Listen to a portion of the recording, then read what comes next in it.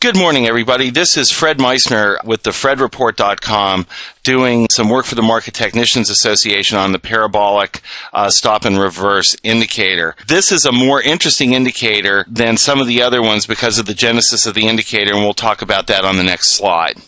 The first thing to remember about the parabolic stop and reverse indicator was it was first designed to trade commodities, and it was designed to trade commodities in the 1970s. Back at that time, you had the uptick rule in stocks, so this indicator really was not used on stocks. Like a lot of Wells Wilder's indicators, it has been transferred over to the stock market, and now that the uptick rule is gone, you can actually use the parabolic system to trade stocks. It is basically a trend-following system that is always in the market through the use of stops and stop and reverse orders. By that, what that means is you buy long a stock or a commodity, and let's say we'll buy long at a price of 10, for example, and you put an order to sell 2 units in at 9. That's your stop and reverse. So when the market falls, if the market falls, your long goes away at 9 and you're in a short position in the market. I use this indicator in a couple of different ways than that. These ways are actually not necessarily on your PowerPoint, but realize this is a good way to use to set trailing stops automatically. And when you use this in conjunction with moving averages, it is an excellent indicator of trend. So I usually use this system to confirm trends that are defined by moving averages. Okay. To deconstruct the parabolic time price system or the stop and reverse system, the stop and reverse is the previous price that is either the lowest price reached while in the previous short trade or the highest price reached while in the previous long trade. So you'll take that price and then add the unique feature of the parabolic system, which is an acceleration factor, which is a built-in method that causes that stop and reverse point to tighten up the longer the trend is in effect, i.e., if your original stop loss is 10%, by the time the trend ends, that stop loss may have fallen to 4% or even 3%.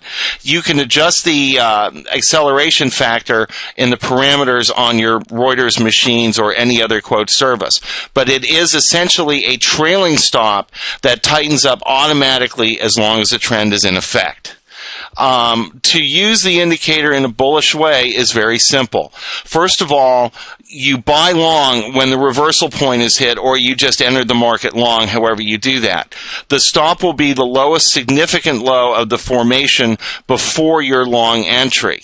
You will enter an order to liquidate the long position, which will be one stop, and assume a short position, which will be another stop loss order at the same price at the SAR, which means, of course, stop and reverse point.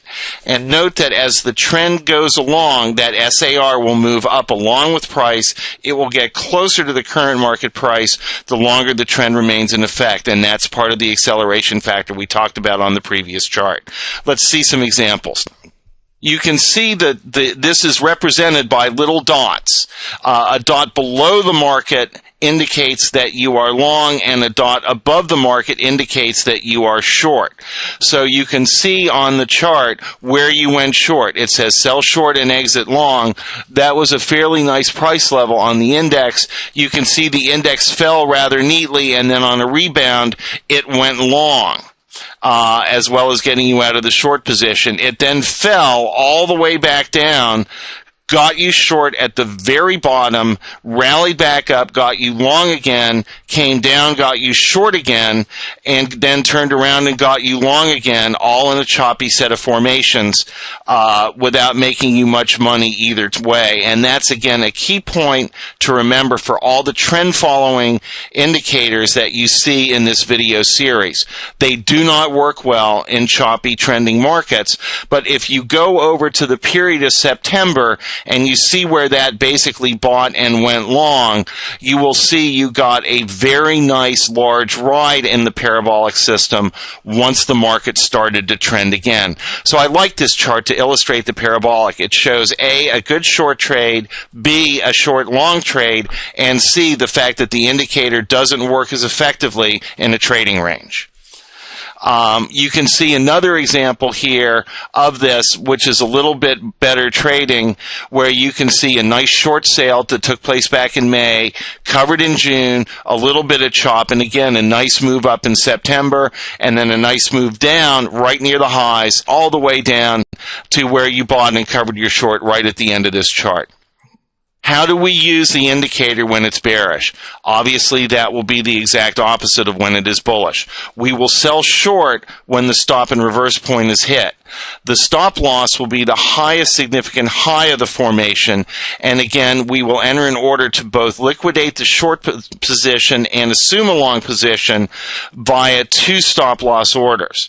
Note that the stop loss point then moves down along with price, will also get closer to the current market price the longer the downtrend remains in effect. And again, we'll use that very same chart to illustrate that. This is actually a perfect chart to use to illustrate the stop and reverse strategy, how it works in shorts, how it works in longs, and how it fails in trading ranges.